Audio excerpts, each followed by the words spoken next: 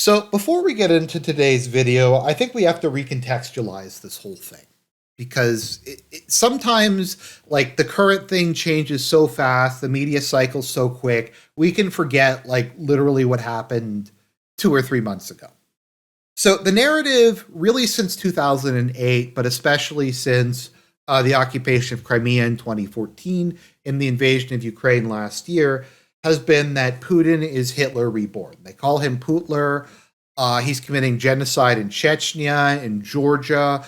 I've heard a lot of people say that he's actively committing genocide in Ukraine. Some people have said in Syria that he's going to ethnically cleanse the Ukrainian people. And once he's done with Ukraine, he's going to invade the Baltic states. He's going to invade Poland. He's going to invade Romania.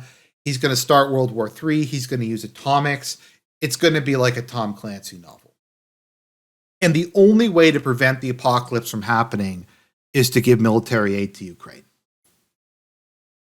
Now, Joe Biden and the Democrats and some of the neocons, when presented with the choice between preventing the literal Holocaust 2.0 from happening or not building the border wall, pick not building the border wall. They would rather allow Putler to cause World War III and commit multiple genocides than to secure the southern border. And people might say that's not fair, Argent, but I do think it's fair. This is what they've been saying for the last year. And Mike Johnson said, okay, we will approve the funding for Ukraine, but you got to build the wall. You got to build the wall. You have to end this total anarchy at the southern border. And Biden and the Democrats are like, we can't do it. We'd rather let Putin exterminate the Ukrainian people. We'd rather let Putin invade our European allies than try to keep the American people safe from a clear and present danger. And this is why I say very frequently, these people have a deep and abiding personal hatred of you. They have an open contempt for you. And this is once again why I've said many times why I think Trump did so well, is he's one of the few politicians who doesn't seem to have an open contempt and hatred for the American people. Is he a narcissist? Yes. Is he an egomaniac? Yes. But he doesn't seem to hate the average person in the way that most politicians in the US do. But I don't think that's an unfair statement given what Biden and co have said over the last couple of years and what they're saying now. They're saying like Putler is literally going to cause the Holocaust 2.0. Now they're saying that Putin is allied with Hamas. That's what I'm seeing a lot. We have to stop Putin and Hamas. We have to save Israel by stopping Putin. And it's like, you know what? We could do that or we could not build the border wall. And we'd rather let the world be destroyed, according to our rhetoric, than build the fucking wall. And this is what we're at. And this is how fanatical these people are. Or you could just say they lied about everything since 2014. They didn't mean any of it. And they were just trying to gaslight you. And these two things are not mutually exclusive. So I have to give Mike Johnson credit. He's done more in like a month than Kevin McCarthy did in like a year. So they got the Jan 6 tapes. I think they're talking about now blurring the faces out on some of them, but that's a side issue. So he did approve funding for Israel, but to be fair, he took the funding for Israel out of the funding from Israel. He said, okay, we'll send Israel money, but the money has to come out of the IRS. So it's not so much that they're giving Israel additional money. They're just kind of moving the money around a bit. And the Democrats, I think, have pretty much said no. Funding the IRS is more important than funding Israel. So that one's probably going to die. But once again, we would rather have the IRS funded than prevent Hamas from causing a literal Holocaust and exterminate the Jewish state. That's what we're being told. That is what the narrative is. So we're going to take a look at this letter that Mike Johnson wrote and sent to the White House because it is a thing of beauty. And it completely traps them in their own narrative. And I think a lot of people, like, there's a certain irony to this whole situation. When the Democrats screwed over Nixon, when they screwed over South Vietnam, when they brought a unfortunate end to the Vietnam War, It's kind of funny that the same thing is now happening to them, and they don't really like it. They don't like it when Congress withholds money from one of the president's foreign policy objectives. Sad, man, it's sad. But let us read this letter, this thing. Dear Director Young, I am in receipt of your letter. Okay, to the extent that the administration's latest request seeks aid for our ally Israel, I am pleased to remind the White House that the House of Representatives has already addressed the need with the need responsibly with Bill the Israel Security Supplemental Appropriations Act. We passed the bill with a bipartisan vote more than a month ago on November 2nd. Let's see here, includes the vital security assistance for request for Israel and is fully offset by defunding the IRS. In fact, when given the chance to debate the bill, all Senate Democrats voted to block consideration of the bill. I love just the dripping sarcasm here. Like, we passed the bill. You didn't want to vote for it. They forced them to vote it down. With respect to the administration's request for additional Ukraine funding, the position of congressional Republicans has been clearly articulated since October 26th.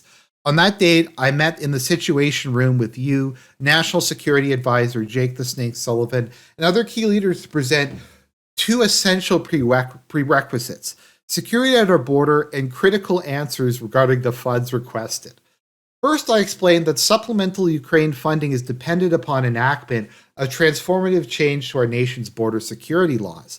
The House of Representatives has led in defining reforms to America's borders and passed H.R. 2, the Secure the Borders Act of 2013, more than 6 months ago, and Senate Democrats haven't voted on it yet. Second, I explained that Congress and the American people must be provided with answers to our repeated questions concerning the administration's strategy to prevail in Ukraine. Clearly defined and obtainable objectives, transparency, and accountability for U.S. taxpayer dollars invested there, and what specific resources are required to achieve victory and sustainable peace. I can't talk today. So let's be honest, they have no idea where that money went. This is like, they didn't keep any track of that. I'm sure most of the money probably went towards weapons, but how much you want to bet that like 30, 40, maybe even more of that percentage of that money was pocketed, that those weapons were sold on the black, well, we've been seeing the weapons on the black market. They didn't keep receipts for any of this stuff. And now he's like, okay, we'll give you more money, but we need to see where it's gone. And Biden's like, we don't know where it went. We can't provide you with that audit. And like, well, what do you mean? So you weren't keeping track of it? Oh no, we kept track of it. We know where every penny went. Every penny went to the right place. Can we see that record? No, you can't see that record. In fact, it is racist, and you are supporting Putin by asking for an audit of the money. Well, but it's $100 billion. It's a lot of taxpayer funds. Don't you think taxpayers should know where that money went? No, they can't know that. We can't even provide you with an outline. Now, having worked at a number of different organizations, they make you find at least 3 quotes if you want to get a keyboard. Like, you have to file like 3 reports, like 3 estimates if you want to get a keyboard. You have to write a business case for why you need the keyboard, why you need a monitor. There's people at my current workplace they won't even approve monitors for because it's deemed to not be of sufficient need. And that is for like a $20 keyboard. Biden is going to them and they're like, we need $60 billion more dollars. And the Republicans are like, what is this money for? And they're like, you just got to trust us. You got to trust us. It's $60 billion plus 10% for the big guy. You just have to give us $60 billion. It's like, okay, well, Ukraine is losing the war. We'll give you the money, but what is it going to be used for? It's just going to be used for stuff. It's going to be used for stuff. We don't know where we know where the previous money went. We aren't going to tell you where the previous money went. We have a plan, but we can't tell you what the plan is because last time we told you what the plan was, we announced where our offensive was going like 6 months in advance, and it was a complete and total disaster. So I reiterate that President Biden must satisfy congressional oversight inquiries about the administration's failure to present clearly defined objectives. American taxpayers deserve a full accounting of how prior U.S. military and humanitarian aid has been spent, and an explanation of the president's strategy to ensure an accelerated path to victory. In light of the current state of the U.S. economy and the massive amount of our national debt, it is our duty in Congress to demand answers to these reasonable questions, and we still await these answers. I love how just snarky this is, but like, I don't like how are you going to disagree with that? It's like, no, we shouldn't have a plan for how the money's spent. No, we shouldn't keep records on where $100 billion goes. Like, I get it. It's a war. Stuff happens. Things are complicated. But the fact they won't provide even like a very basic breakdown of where the money went is super suspicious. Like, I've had to approve budgets in the past, and a lot of the time I'm just like, look, just give me an overview. Just say, okay, roughly this amount for staff, this amount for transportation, this amount for food. Just give me a ballpark. You have 100 grand, just break it down, say roughly 20K, just so I have some idea of where the money's going and that it's a reasonable amount. No one is expecting them like to give a penny by penny line audit of this whole thing. The fact that they can't even say like $10 billion went to tanks or whatever, or they're unwilling to release that information is super suspect. Because they have no record of that. Or they have a record of it and a lot of that was lost into corruption. I mean, well, we already know that 10 billion of that was for the big guy, because 10% for a big guy in every transaction. A bunch of that went to the military industrial complex where it was laundered and produced absolutely nothing. A lot of that went into corrupt Ukrainian army commanders and politicians' pockets. Who knows how much of that actually made it to the Ukrainian people ultimately. Okay, so with regards to the US border, the need to regain control has never been more urgent, and the American people deserve immediate action. In your previous letter requesting supplemental appropriations dated August 10th, 2023, you acknowledge our country has a fundamentally broken immigration system, and you describe the existence of child exploitation and influx of illicit drugs pouring across our borders, and the destructive impact of all of this on public health. However, your letter suggests the administration's plan is working as intended. Trust the plan. Biden said to trust the plan. It's not trusting the plan. What's happening at the border is nothing short of a catastrophe. And I bring the following to your attention. Record illegal immigration. Under the Biden administration, as of November 4th, 2023, there have been more than 6.5 million illegal aliens encounters across the southwest border by Customs and Border Protection. This does not include at least 1.7 million known gotaways or untold numbers of unknown gotaways. Moreover, since fiscal year 2021, U.S. Border Patrol has reportedly encountered 294 aliens on a terror watch list. It's okay, guys. We have to like grope old women at the airport, but we can't ask people coming across the southern border. America, like, it's not as bad as it has been, but like I actually get scared sometimes when I'm at an airport in America because I'm afraid that the TSA is gonna just like think I'm suspicious or something and like frisk me and taser me or something like that. So we can do that. We can scare the shit out of people on airplanes. We can't ask like basic questions of people going across the border. Now, if you'll recall, Kelly Leach, who was a Canadian conservative politician, said that maybe like if people are immigrating to Canada and they have like ISIS flags to their Facebook profile and they're celebrating ISIS killing people, maybe we should ask them about that. And that was deemed to be a neo-Nazi statement. So I guess that's just the norm now. The administration policies have led to nothing short of a brutal invasion of our country, which now threatens our nation's sovereignty. Straining community resources. On an almost daily basis, news reports document how vulnerable American citizens are being forced to take a backseat to illegal aliens. For example, New York City. I like how they're bringing up New York City. So he's going to have to say screw New York City. It's not even screw like Texas or a state I won't win.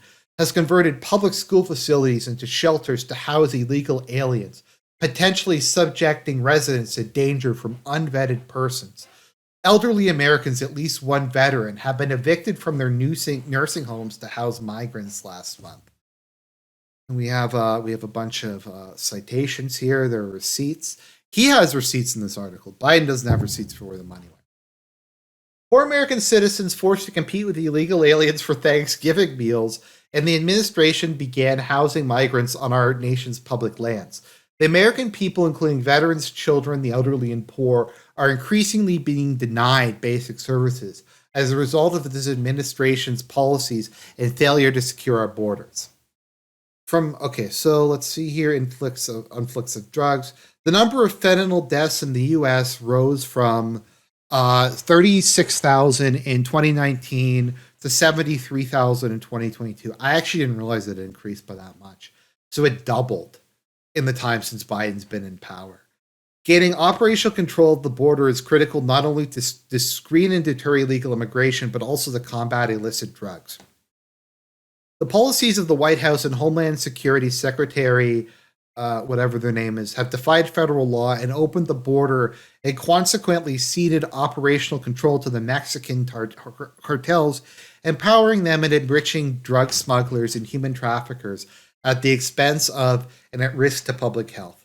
Dangers of exploitation. Encouraged by the open border, vulnerable migrants from many countries around the world have made a treacherous journey to cross into our country illegally, and countless women and children have been physically abused and sexually assaulted along the way. Horrific reports have documented the use of so-called rape tents. That sounds real. At the Mexican border, and many federal officials and experts have shared harrowing stories of human suffering in their testimony to Congress. The administration has encouraged rather than discouraged the flow of illegal immigration and is thus perpetrating these horrors every single day. The open U.S. border is an unconscionable and unsustainable catastrophe, and we have a moral responsibility to insist this madness stops immediately. Rather than engaging with congressional Republicans to discuss logical reforms, the Biden administration has ignored reality, choosing instead to engage in political posturing. We stand ready and willing to work with the administration on a robust border security package that protects the interests of the American people. So this was Mike Johnson, which I think is beautiful. I think this is a thing of beauty, to be perfectly honest. So Biden's gonna say no. So they would rather, like I said, they would rather allow Putin to start World War III and commit the Holodomor times 1,000 than to build the border wall and to give an accounting of where the money's going. Think about this for a minute. Is there a company in the world that spends $100 billion on something? On one project? Maybe there is. I can't think of one. But imagine you were working for a company and you're like, I need to spend $100 billion. Well, what's the money going towards? It's going towards building stuff. What stuff? Just stuff. We're just building stuff. We're spending the money on stuff that will prevent the world from being destroyed. How? You can't ask that question. I just need the money now. I need the money in the next 20 minutes or the world's going to explode. How is the world going to explode? We can't tell you. You just need to give us the money. Can you imagine doing that? You can't even do that with $20 at most workplaces, let alone $100 billion. And that, just the fact that they will not do any audit whatsoever, not even give the most basic accounting statement, just shows how fucked the whole situation is. So good job, Mike Johnson. Once again, remember, Biden and a lot of the establishment have a deep personal hatred of you. So God bless everybody. Secure the border.